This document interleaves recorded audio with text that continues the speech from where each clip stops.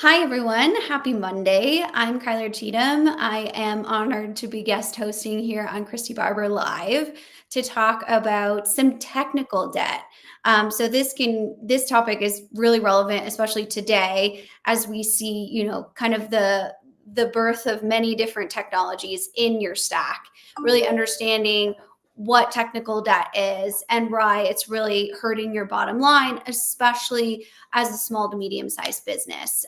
So today we'll kind of be diving into that subject while taking your questions or comments as well in the comment section. So just real quick, some logistics on that. We will see whatever you're dropping in the comments wherever you're tuning in from. So LinkedIn, Facebook, YouTube, all of those channels, your comments are aggregated here. And the cool part about these conversations that Christy and I have is hearing the insights from the audience and really hearing your answers to the questions and all of that too. Because technical debt, I think it's kind of a buzzword, but it's super important when it comes to what actually you're spending on technology and more importantly, why.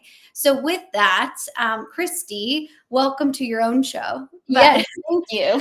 Yes, absolutely. So if you could, can you just kind of give us a little bit of like a layman's terms definition, no fancy buzzwords around what is technical debt and why is it really critical to consider, especially as an SMB, small to medium sized business?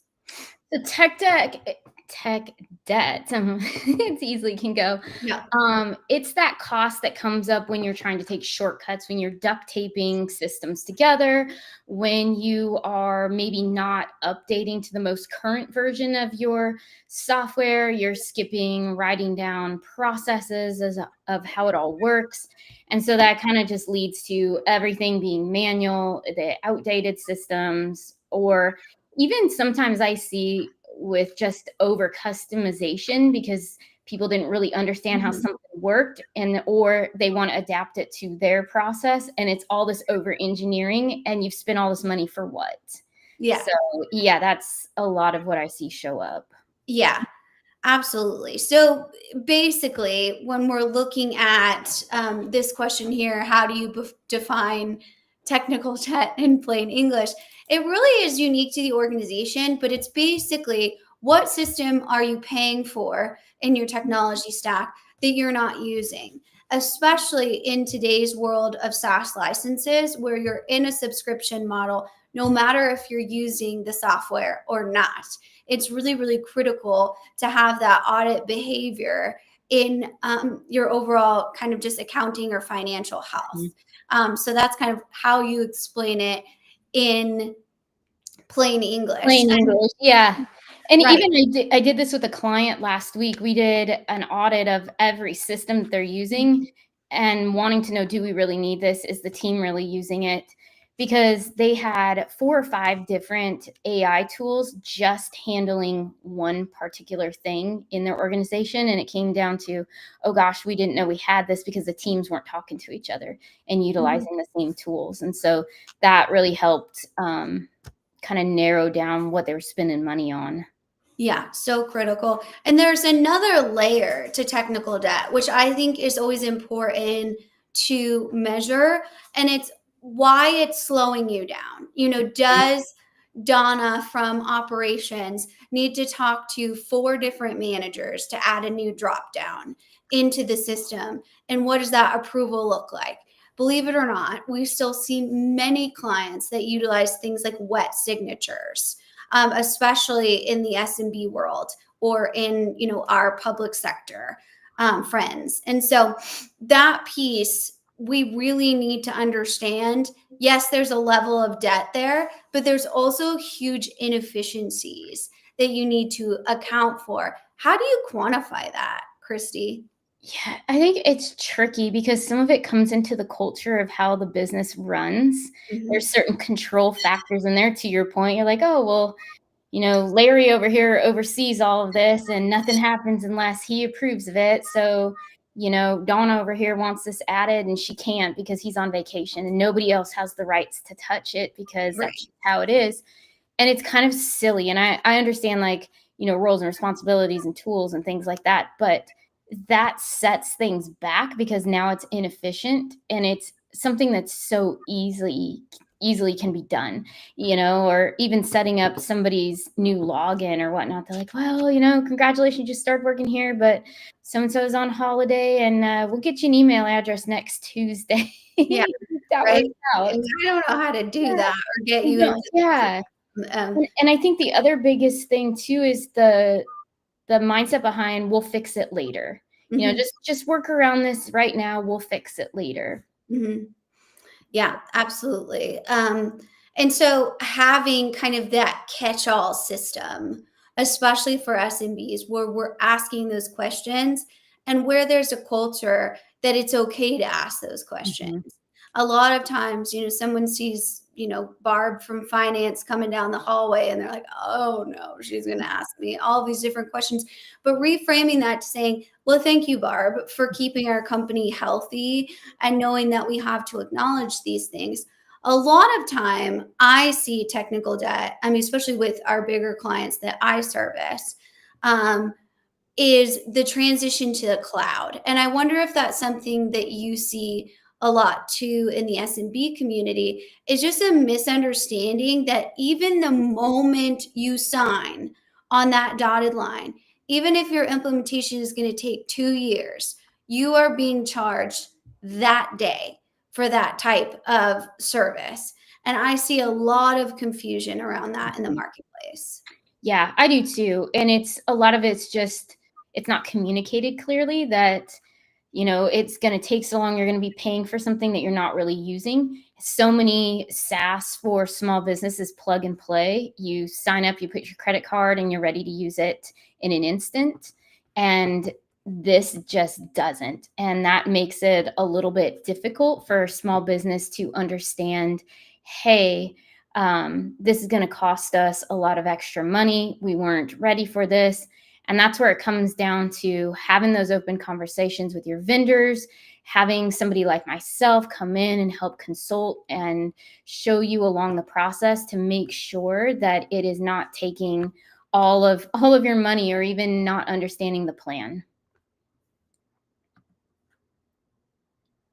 I think we lost Kyler, but we'll keep this going a little bit of just around how all of this works. Here you go. You're back. Hi. Sorry, I was lost in the cloud. I just got like there It's was all so good. It much. happens. You know who has a lot of technical debt is me with the terrible internet providers. But that is a whole nother. Like we're over here having robots make, chips in dark factories, but we can't figure out Bluetooth and internet. Oh, I I know. right. Or But even as cell phone service too. I You would know. think there wouldn't be all these zones, especially in large cities too, of Yeah. how many times I've had phone calls drop and I'm like, really? But yeah, I think back to it, I could hear you. So I thought, that Okay. was an amazing answer. And kind of looking at it from how you balance that. I like this question from YouTube is how can teams balance cleaning up technical debt while still trying to grow and deliver on their roadmap? And this is so hard, especially for SMBs, to balance actual spending with innovation. Yeah. And I think too, it's that whole team effort. How on board is your team with the new thing that's going to be coming? And interesting enough, I was at a conference last week where we just talked about all AI in accounting and how there's so much change management in that within your team because you have some people that are like, yeah, let's go. This is awesome. Others are, I'm not sure I want to learn this or whatnot. And I think that kind of comes to this too with that tech debt of how are you collectively going to clean this up? Because you have some people that are very married to certain systems because they know them well and they don't want to maybe get rid of it or merge it into another system. They're happy with 3 platforms and a spreadsheet to answer a basic question because they know how it all works. And that's something that I've, seen pop up a lot. But then I think you have to remember at the end of the day, you know, they are employees, they're human beings, they have to all collectively work together and get them on board to grow towards what the company's doing. And I don't know, I'm big with over communication in organizations. I've been around a lot of companies that are too secret, and it causes a lot of distrust within the members that work there. And I think when you are cleaning up technology, it's very personal a lot of times, and organizations need to speak to that. Yeah, especially in an SMB community where many of those, they brought in the technology, right? Yeah. It was their project. There's a bigger emotional connection to that than a, you know, a 30-year-old green screen that nobody works in a you know, Fortune 100 company. But I think that that is so critical to really understand, what does your team want? Not just how do you spend less money, because even if you know, bring in a really efficient AI accounting program, being able to activate it and having your users actually adopt to it is a totally different ball game than, you know, looking at something that is going to be forced upon them. Mhm. And that's not going to be helpful. And it's going to cause a lot of, you know, process or change debt that we're talking about. And speaking of different types of debt, this comment on LinkedIn: what's considered technical debt in our current code base or systems? So this is another understanding of what is, I call it data debt. You could call it code debt. You could call it many different things. But when we look at the code level technical debt, and I'd be interested to see how the audience defines it and how you defines it. But that's kind of our hard coded values or those duplicated pieces of logic.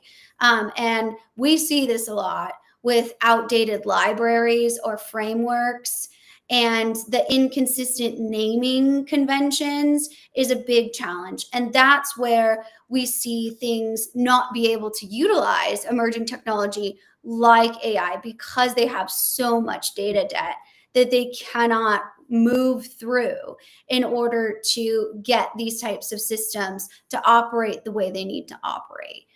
So that's a, you know, a great question. It Anything is. to add to that, I would Christy? just agree with you on the poor naming conventions. That's huge, where there's no structure. And I see that a lot with small businesses is they started one way, then somebody else came into the position. They kind of changed things, but they may not have gone back and done prior. Or if there is a cleanup, somebody comes in, it's like, hey, I have this grand idea, we should do this. And it's the worst idea ever sometimes. And then you're going backwards because, oh my gosh, none of this makes sense. And that gets tricky. I've seen and I've Yeah. experienced multiple times. Absolutely. And when we're talking about, as Christy mentioned it, architectural debt, that means when you're over customizing something. And a lot of times that can happen with small to medium sized businesses. They can be sold this customization or custom integration by their system integrator, and they don't realize that they don't own that customization. It is owned, the IP is owned by the system integrator. So the only way they could ever stop paying the system integrator is to break their own integration and figure out how to do it themselves. And that's what we call vendor lock-in. That's the sneaky part about being in the software space. Because again, I always say I can't think of another business model where we blatantly fool our customers or lie to them except organized crime, right? And a Mm-hmm. lot of times that's what they're trying to do, is try and trick you into never being able to stop paying them. That's their business model. So especially with SMBs, that's why you need someone like the team at Christy Barber Consulting to come in and be like, hey, you know, for this, we don't actually need, what off the shelf is 80% there. You know, we're good, but if we need customization, we need to do it a different way that we actually own, not somebody else. Yeah. And I would say too, I've seen a lot of people, they forget to read the fine print in their SaaS contracts when it comes to intellectual property. And that's a great place to negotiate because you're never going to own the code. So how do you get them to maybe do all of that design work for free because it's technically using your data to do it? I've worked with clients on that where we get the vendor to do all of it for free essentially, or pay for a huge chunk of it if it is something, because it's their IP and now they can go make money off of with other people. And then making sure, sometimes that you even have the rights to always use it without paying for it in the future with license structure. So there's little things, but I think people forget about intellectual property. It kind of just gets glossed over. It's like, oh, well, yeah, we'll just add this to the system because it helps us. But to your point, it's like you have no option to take it. You don't own it. And most of these systems are locked up and you can't get the open code source to do anything with it. And I would argue that that is the number one cause of technical debt, is not understanding your total cost of ownership. And you Yes. have to go in it with eyes wide open. It is not to the software vendor's benefit for you to understand the total cost of ownership, because they're going to throw in things like 50% off licenses for the first year. That's awesome. That's very cool, right? And they're going to pressure you to sign in a certain timeline so that you can get this screaming deal, right? But that is for the first year. How much is this going to cost you for 5 years, 10 years, especially if it's a core piece of your operational system? What does that look like? You need to do the boring, non-sexy work and really look at that. Spreadsheet it out if you need to. It doesn't have to be fancy, but you absolutely must understand that, or you're going to be overpaying for something that you're not using. And understanding that that can actually sink a small business. It really can. Technology does it all the time because they bit off more than they could chew on the implementation, on the management side, all of those different pieces and what it comes down to. Yeah, buying modules or parts that you don't need, advanced modules. And I think the other thing too, like in the spreadsheets that I help with my clients when we're looking at, well, hey, what is your total cost of ownership? We're looking into where will that kind of break even point be where we start to make money off this investment? What year is that? Is that year 5? Is it year 2? What does that look like? And then putting in those contingencies as well. But building in of, hey, I know that when I start down this run of implementation, I might need XYZ. How much money am I going to put aside just in case I need that up front, and building that into your overall scope and balance or a budget to what goes into this project, because it's so easy to go sideways. It's like customizing a car. You're like, oh, yeah, I'd like this package. You're like, cool. Well, since you want that, you got to get these other 12 things and you didn't plan for that. So a lot of that comes into play.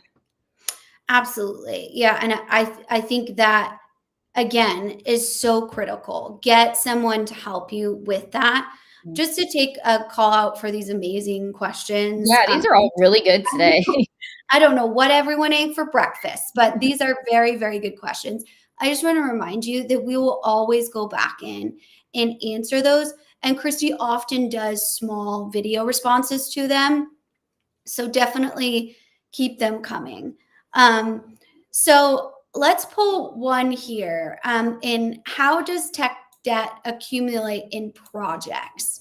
And I think that is actually a very interesting way to look at technical debt, because looking at it from a project standpoint is really important to understand the balance between what are we spending and what are we getting. From a basic ROI standpoint, as Christy just outlined, you can look at, this is how much it costs, this is how much ROI or how much time it's going to take us to get our return.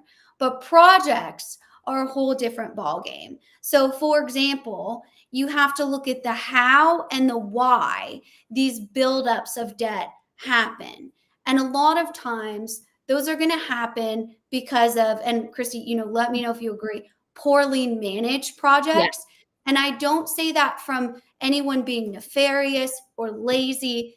You do not know how to manage these types of projects if you've never done an ERP implementation before. There is no other project like a digital transformation in existence. And it takes a very skilled in this area, project manager, to really understand that. So just to give you an example of how technical debt can accumulate on a project level, we're looking at things like rush timelines, Yeah. delivery pressure, That's the especially, biggest one I've yeah, seen, the rush timeline. We want it done yesterday. And especially in SMBs. And obviously you can speak to that, Chrisney. oh my gosh, yes, because recently I had that with somebody like, "Oh, this should take you about a week." I'm like, "Are you kidding?" Are Like, you no. actually crazy? So, This will be at least 6 months on a good day, and that's if y'all are working together. If your team can't show up, we're looking much longer than that. And I think too with the speed thing, to them, speed is money, and I get that. But they want to do the quick fixes. They want to duct tape. They want to have workarounds. And then you go right back to what you just walked away from. You already had a system that was duct taped together. You had workarounds. You were always just like, oh, just put it in Excel. I'll figure it out from there. And because a lot of companies can't change their mindset on that, then they're moving back and they have a new system and they're like, let's just go, go, go. We have our roll of duct tape and we're ready. And then it hasn't even helped you. You just wasted money. mhm, Yeah.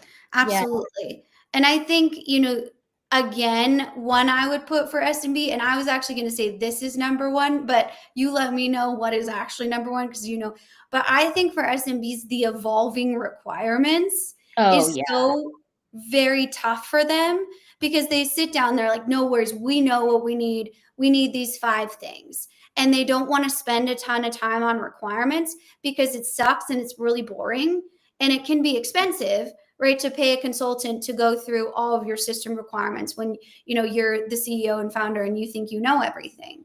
And a lot of times requirements are a different language, right? They are completely different in the way that you need to do that. And so all of a sudden you start down the software selection process and then you're like, oh, well, we actually need A, B, and C. And you're like, Mhm. okay, Richard, we talked about this in the beginning. But you didn't want to invest in actually sitting down, letting us talk to your team, getting a list of requirements. I can't tell you how important that is and how much time and money that wastes.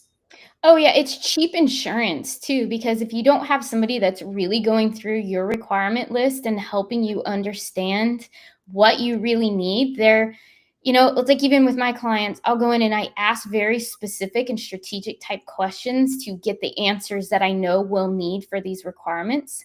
And if you don't ask those, a lot of times you just end up with a system. You don't end Exactly. up with everything that's right, or you're getting things you don't need because the shiny object glasses come on and you're like, Mhm. ooh, this is pretty over here, let's sign up for this. But requirements are so important, and not just looking at present state requirements, but looking future state. What does your business need in the future, not what it's doing today? Because if we just focus on everything today, then you're going to outgrow it as soon as you put your credit card in and start paying for it. Absolutely. And a lot of times you don't need a lot of that. And I think the thing that confuses people is they think that like they need robots on their shop floor because they're going to be the technology of the future. Yes. And you don't realize like when you look at the most successful companies in the world, that's not how they operated when in growth periods, especially when they were moving from a small to mid-sized business to a global entity. That was quite literally the last thing they were doing. What they were doing is balancing a little bit of innovation from a process and people standpoint, letting the technology support that, right? The technology was not leading the charge. That never happens. And that's never a good idea, right? The people and the process and the Yeah. strategy. And the strategy, yeah, that's the biggest part of it. And sometimes one or both of those kind of they don't weigh as heavily as they should. Absolutely. Okay, let's see. Let's do this one's really good. How do you guide clients through cleanup when they realize the vendor oversold what the software can actually do? So, like we always say the most important or the most expensive part of projects are the Mhm. renegotiating, redoing them, because once you sign, you sign. And so, what do you do in these situations where you come in? Because often you come in when an Yeah. implementation is in trouble And so what do you do? First thing is I kind of go back to the starting point just a little bit and talking to them about, all right, let's go through what were the requirements that you had for this. If you have a list, can I read through it? If you don't, let's just do a really high level of understanding how everything works. And let's see how what you have been doing with your implementation, how that fits into it. A lot of times I've seen there's a breakdown in processes that it wasn't communicated in the beginning how things were going to flow. I had that with a client a couple of years ago. They were about 6 months into their implementation and got a phone call and they're like, hey, this is not going right. Yeah. And it's like, okay, let's see what's going on. And you know, you kind of lift up the hood on the car and you're like, oh, yep, I can see. And a lot of theirs was it came down to the requirements and not understanding the processes of what they really need. And vendors, to our point, we've talked about this a lot, they're just there to sell. You know, they're not out to, you know, be evil in any way necessarily. They're there to sell, and it's up to you to have done your due diligence. They're not doing it for you. Absolutely. And with these guys, it was uncovering other things that they needed to do that they hadn't had those questions about.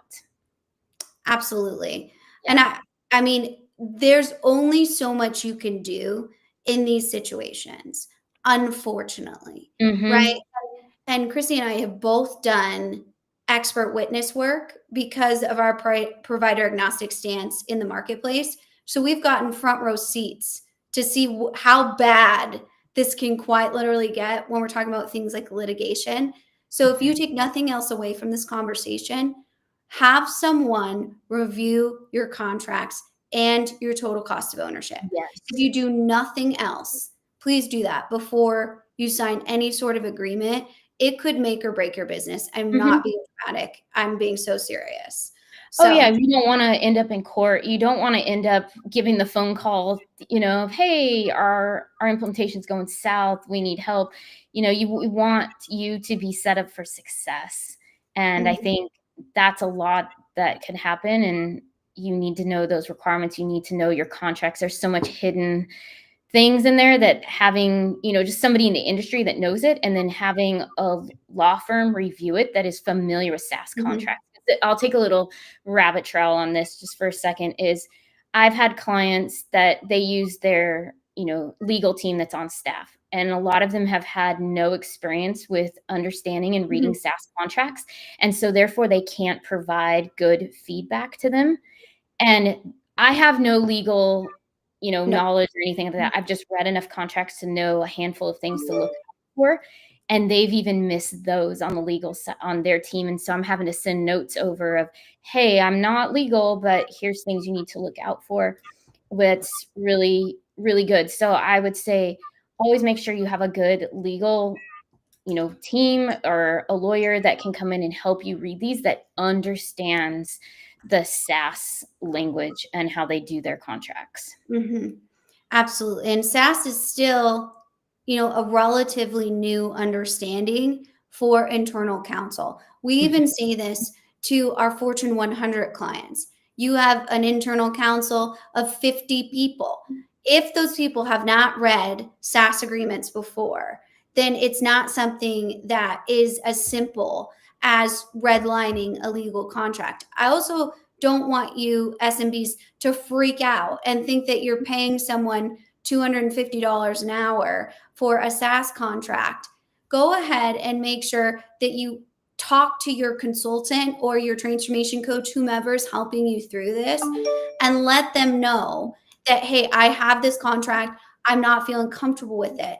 And let them take a look. Like a lot of times you don't necessarily need someone who is in that space, although a final look of it is always a good idea, but your consultant can really help you get you to a place at least where you're understanding some big red flags that you might not understand. Yeah, especially if you're doing a lot of customizations and you're having a lot of other software come in and plug and play with everything, then it's really good to have that good understanding of what's going on, because it can get tricky in that respect.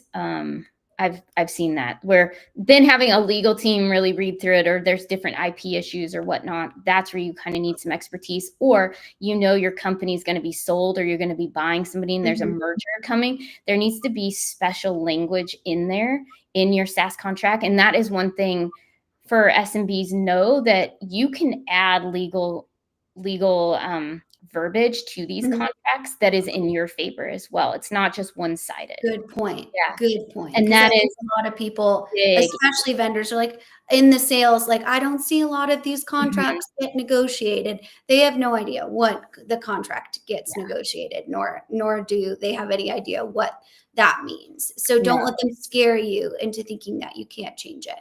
So let's take one more question, Christy, and then we'll kind of wrap up this conversation and go. We always go back in and answer these, and we always appreciate. I know Christy looks deeply at your feedback around what can be most valuable in these conversations, especially for you SMBs, because the goal here is to take our time to make sure that you are set up for success. So let's take Avery's question here: is how can businesses utilize AI tools to help with these strategies, or does AI increase technical debt in the long run? Very interesting question. I'll let you go first. I think it's interesting with all the AI out there. I think it's kind of like when we all first moved to cloud, we just want to try a whole bunch of different things and not necessarily understand how it works. And all of a sudden you get a lot of different subscriptions, or you get half-baked solutions that aren't really doing what needs to be done. And therefore you start getting that tech debt coming in. And it's just, I don't know. That's what I've seen, or starting to see at least. And I think businesses can even utilize AI to help them understand what debt is going towards their tech, because it can read, spreadsheets and all these things. You could even build something out and then have AI read it and help you come up with a good strategy of, what do I need to do with this? How can I better utilize it? Do I need to get things, do I need to get rid of certain things, and what that looks like? Absolutely. And I think the answer to this question is it totally depends, but scrape away the AI, right?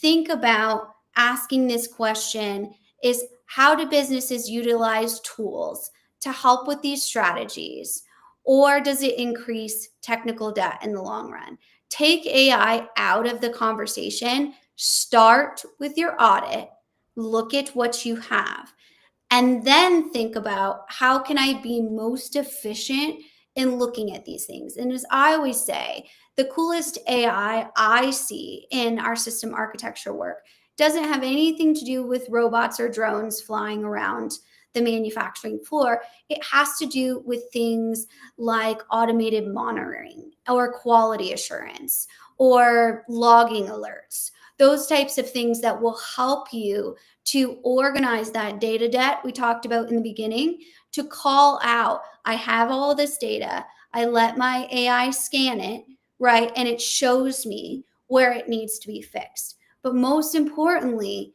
if you see AI as a solve as opposed to a tool, that is a dangerous way of thinking. That's going to lead you to overspending on tools that you're just simply not ready for.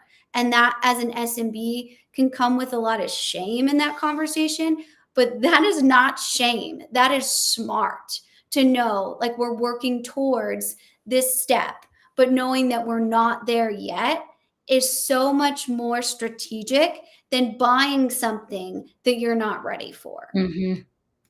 Exactly.